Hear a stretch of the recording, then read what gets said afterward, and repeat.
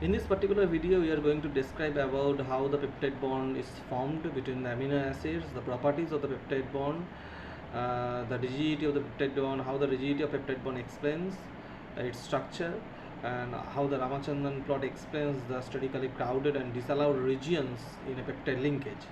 So let's start.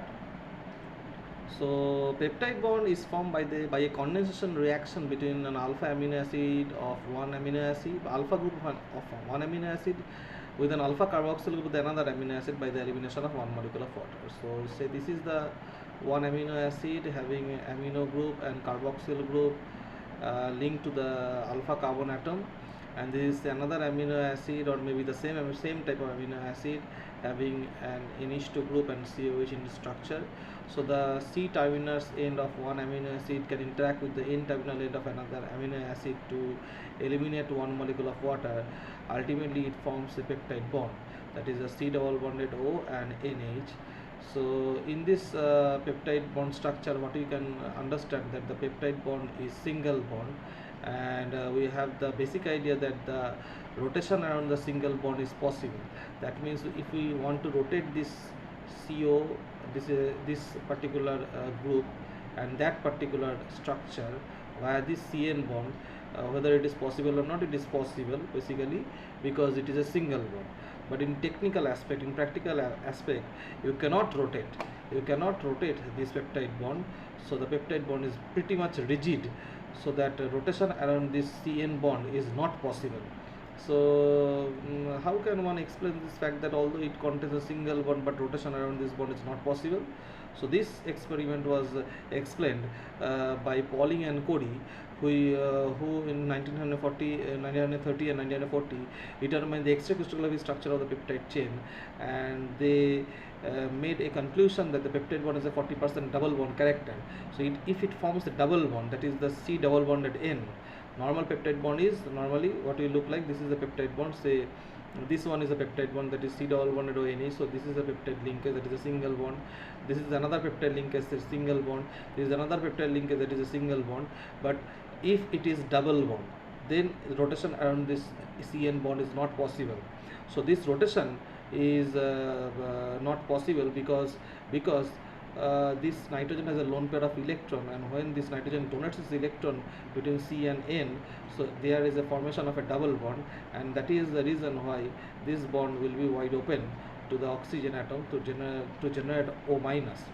So because it generates a partial 40% double bond structure, so that the peptide bond is pretty much rigid. Okay, so that means although in this planar peptide bond segment we see that the peptide bond has a single bond, that is C double bonded or NH, and the bond between C and N is single bond, but peptide bond has a partial double bond character, which explains the fact that why the peptide bond is rigid. There is another explanation that why the peptide bond is rigid apart from the double bond theory, that will be explained in the next slide. That is, if we see the structure of peptide bond, the bond distance between the C alpha C, this C alpha is this C alpha actually that amino acid which provides the COH group, and this is another amino acid, that is C alpha, which donates the amino group. So this is the formation of the peptide bond, that is C double bonded O, and this is the NH. So the bond distance between the C alpha C is 1.51 angstrom. The bond distance between the peptide bond linkage is 1.33 angstrom, and the bond distance between NC alpha is 1.46 angstrom. So if we compare between this C alpha N and with that of the peptide bond, that is Cn, so C alpha N is 1.46 angstrom and Cn is 1.33 angstrom. That means if we compare between the C alpha N and Cn, we can conclude that peptide Cn bond is 0.13 angstrom shorter. If we compare with 1.46 and 1.33, we can surely say that the peptide CN bond is 0.13 angstrom shorter, which makes this C and N much closer together. If the two atoms are pretty much closer, there must be some sort of interaction between these two atoms, and so that the peptide bond becomes rigid. Okay, so this is basically the structure of transpeptide.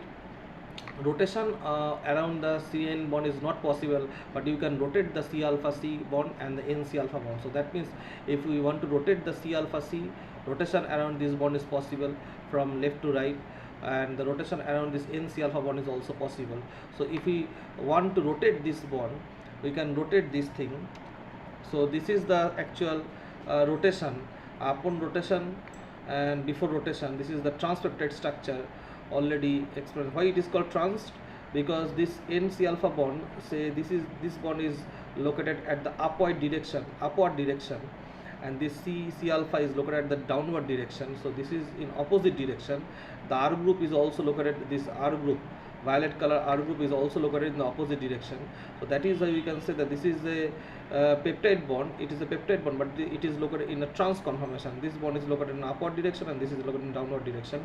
But we have already discussed the fact that this C alpha C rotation is possible. This bond can be rotated. So if we rotate this bond, this forms the C structure, because these two atoms, that is C alpha and C alpha, are present on the same plane, the amide plane. This is the amide plane, and they are rotated, they are present in the same plane. So this is the C structure, and what you can see, upon rotating this R group of the C alpha amino acid and this R group of the C alpha another C alpha amino acid, these two R groups are present in close proximity. So if these two amino acids are same, say it is aspartic acid, then there must be some sort of negatively charged present in those two R group, and there must be some sort of negative charge repulsion, thereby making the structure less stable than the normal transpeptide. That is why transpeptide is more stable than cis-peptide structure. Understand? So if we compare between trans and cis, which one is stable? And the answer is transpeptide is stable. So rotation around the C alpha C bond and NC alpha bond is possible, and this rotation can be explained by torsional angles or dihedral angles. The C alpha C bond rotation is generally denoted as psi torsional angle, and NC alpha is generally denoted as the phi torsional angle. So this psi and phi the value can have 0 to plus minus 180. So it may be plus 180 or it may be minus 180, plus 180 or minus 180, and this phi bond angle can also be plus 180 to minus 180. So actually what Ramachandran did, Ramachandran used computer models of small polypeptides to systematically vary this phi and psi angle with the objective of finding the stable conformation. So what is his objective? For each conformation, the structure was examined for close contact between atoms. Atoms were treated as hard spheres with dimension corresponding to their van der Waals radii. Therefore, phi and psi angles which causes sphere to collide correspond to sterically disallowed conformation of the polypeptide backbone.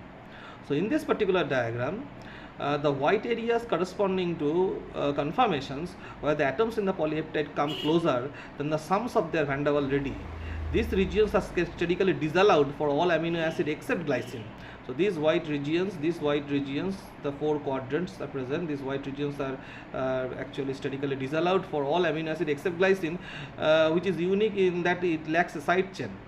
The red region corresponding to this red regions or that red region corresponds to conformation where there are no steric classes.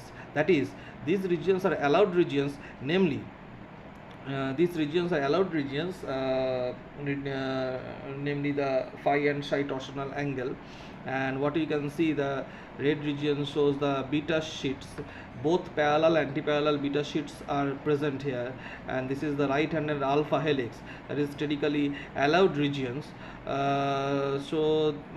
These yellow regions, these 3 or 4 yellow regions drawn here showed the allowed regions if slightly shorter van der Waals radii are used in this calculation. That is, the atoms are allowed to come to a little close together. This brings out the additional region which corresponds to left-handed alpha helix. This one is the left-handed alpha helix. L amino acid cannot form the extended regions of left-handed helix, but occasionally individual residues adopt this conformation. These residues are usually glycine, but also can be asparagine or aspartate, where the side chains forms a hydrogen bond with the main chains and therefore stabilizes this otherwise unfavorable situation. So basically, what Ramachandran did, he actually made a synthetic polypeptide, say made up of 100 amino acid, and by varying their phi and psi torsional angle, he actually calculated the possible conformation of that polypeptide chain. Say a polypeptide chain is made up of a glycine molecule only.